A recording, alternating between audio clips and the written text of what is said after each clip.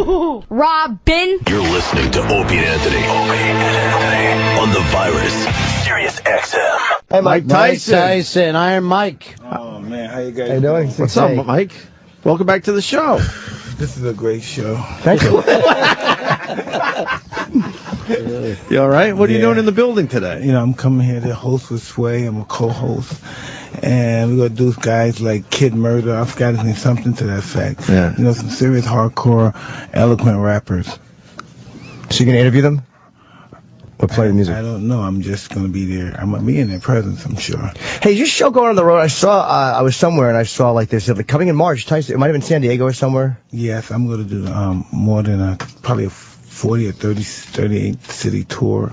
And we're going to start off in Indianapolis. Whoa.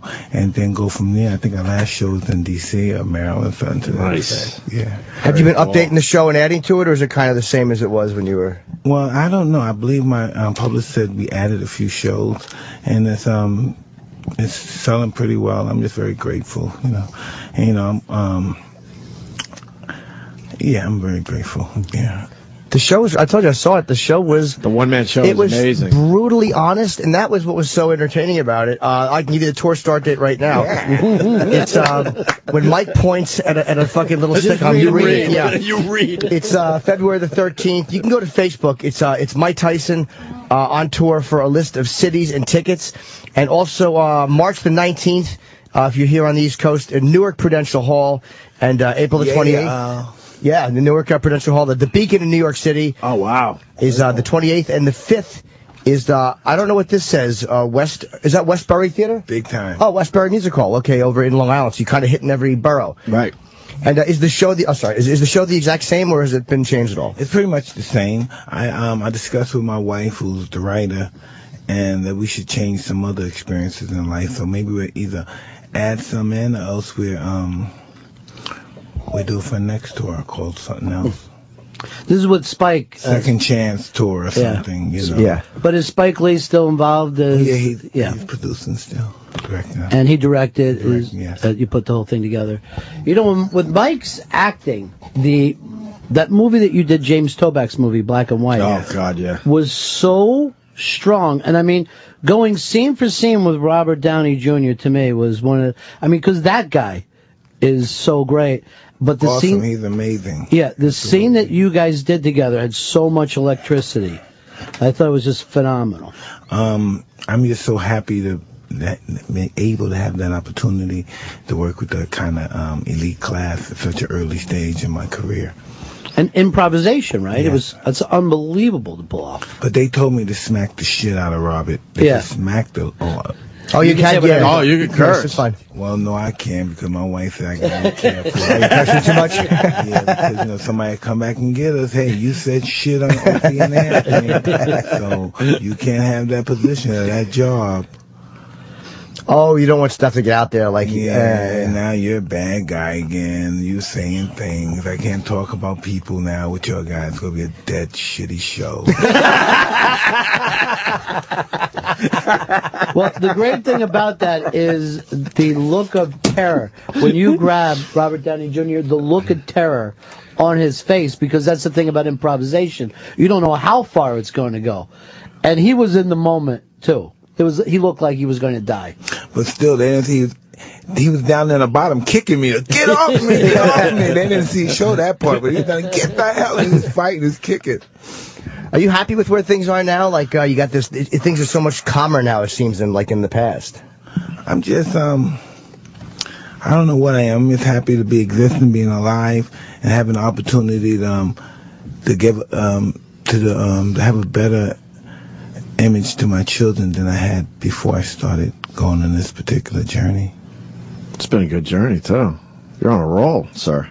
I'm very grateful. Yeah. What was the turning point, Mike? What was that turning point that made you think, I'm gonna go right instead of left? I just needed a change. Yeah. I was just killing myself. I just needed a change. Yeah, it all comes a time in all of our life. Something has, even if everything's going well, super, something has to change. And I just felt this was the opportunity for me to change. Were you afraid at one point, like when things, even when things are crazy and bad, that sometimes not knowing what it's going to be like after is even scarier than things remaining bad? Were you afraid of what life would be like without all that turmoil at one point? I'm living life without it now, and it's pretty, it's work in progress. I've come such a long way to try to backslide, but it's been known to happen before. So it's a conscious, consistent inside job. You know, it's constant and consistent. Did you always have this? Because the thing I liked about the show so much was there was a lot. Like I said, it was brutally honest. There was nothing fake about it. You felt like you were in your living room, and this is how you talk to people about what happened in your life. And did you always have that kind of insight into yourself, or was that something that you gained after things slowed down for you a little bit? Of course, I always had some sort of insight in that, but I just didn't have a time to express it because of the rat race I was involved in. You know, I was king rat, and in that situation, you just never have no time to do any inside searching. You know, you're just trying to survive. Right. So once it's quiet, you can kind of look back. Then you have some time to reflect and kind of make decisions on what really happened. I don't really think about what really happened. I always think about what's going to happen now. You know, because what already happened had happened. So we have to work on the now, and hopefully we could push that in a positive direction. Is there anything that you really would like to happen that you kind of think is kind of like, is there a place that you'd like to wind up or like to go? I just like to know more about myself. And, you know, as you get older, just without even contemplating thoughts about yourself, it pops up in your mind. You know, your mortality. You start thinking about that, and you're not even thinking about dying. You see an animal, a lion kill a wildebeest. You say, God damn, my day's soon, huh? Yeah. No, really, it's funny, but that's what you say. You see a lion kill a wildebeest. Never heard it put that way before. You see two lions kick the crap, kick the stuff. You can out say of, crap still. Like well, kick his the wife crap. doesn't like it. Not even crap. No, crap is good. He can say crap. Okay. So Thumbs up to crap. No, but you can see two young lions kick the crap out of the older lion. Then he leaves and he takes their woman and kills their kid. And the older lion, we have an affinity with the lion that's been conquered. Right. As we grow older, we're old. These young guys, these young motherfuckers, gonna try to put Mother crappers. Mother crappers. So you think about that, and sometimes you see you're getting a little weaker and stuff, and then you start thoughts in your mind, insecurity. It's a possibility I might need a gun, you know, some kind of object, because this, you know, I'm depleting here. I used to be a badass, but it really doesn't appear you are that more a badass anymore. So I think you're a get those badass. thoughts. Yeah. I have a feeling you're still a badass. I think he can still fire anytime he wants to. I think he just jump up and go. Yes. Not at me anymore. That, you know, probably if my family's involved, but I'm not gonna fight anyone anymore.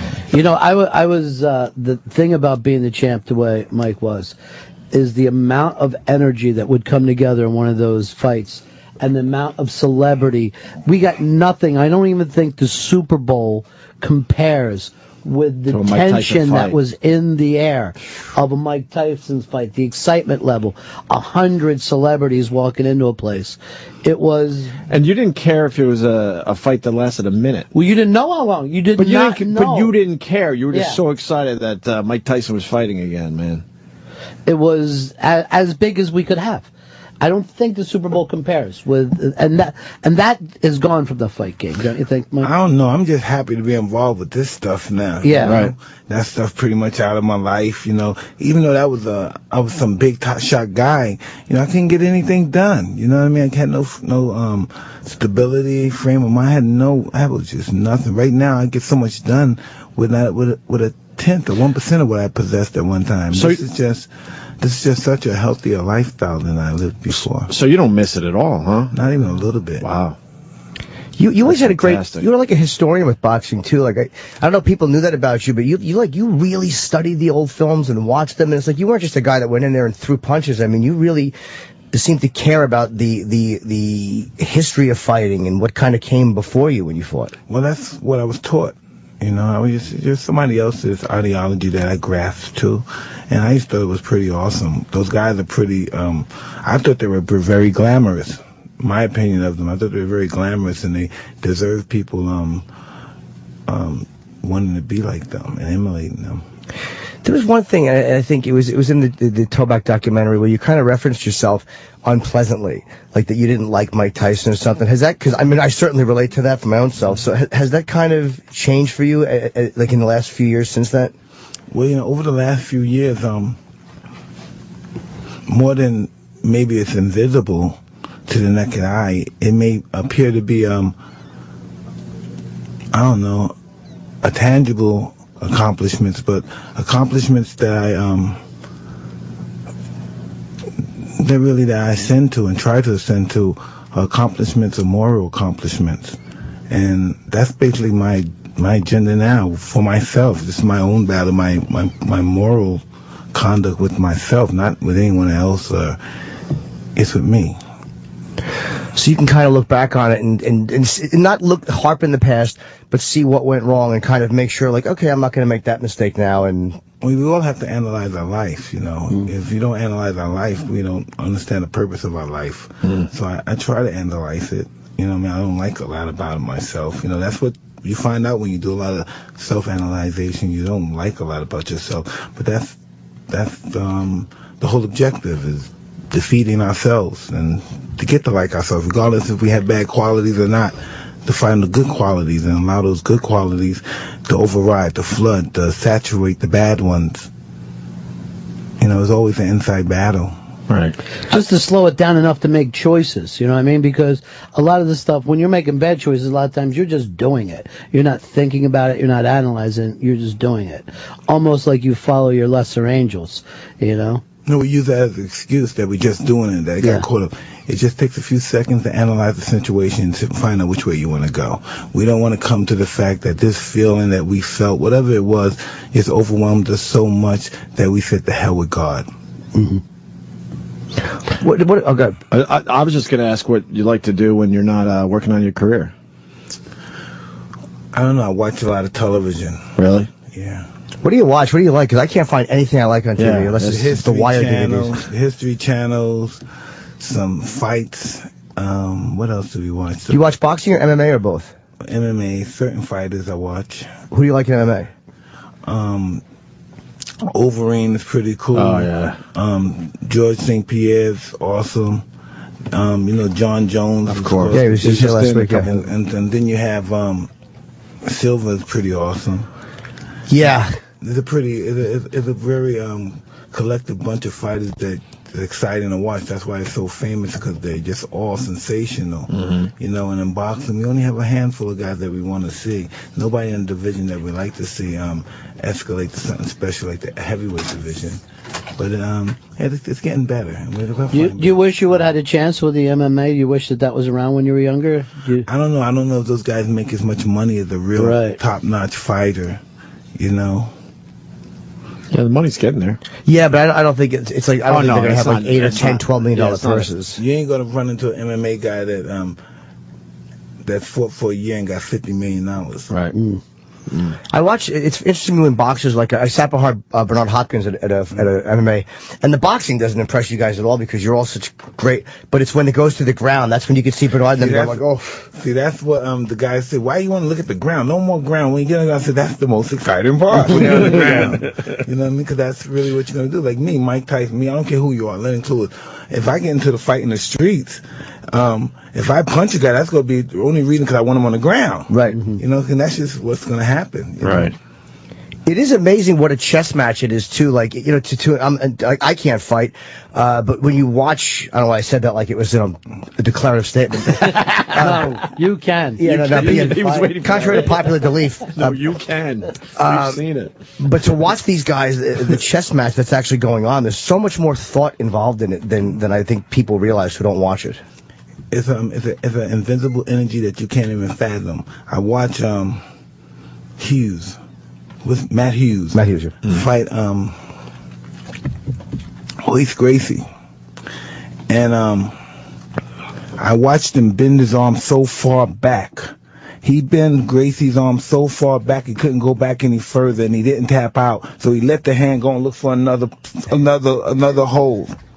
He didn't tap out. He had to beat him to submission.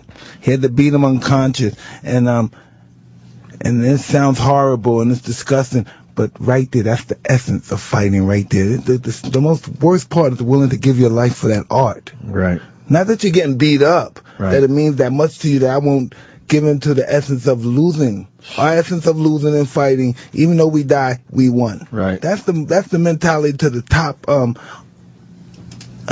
apex of fighting mentality. Wow.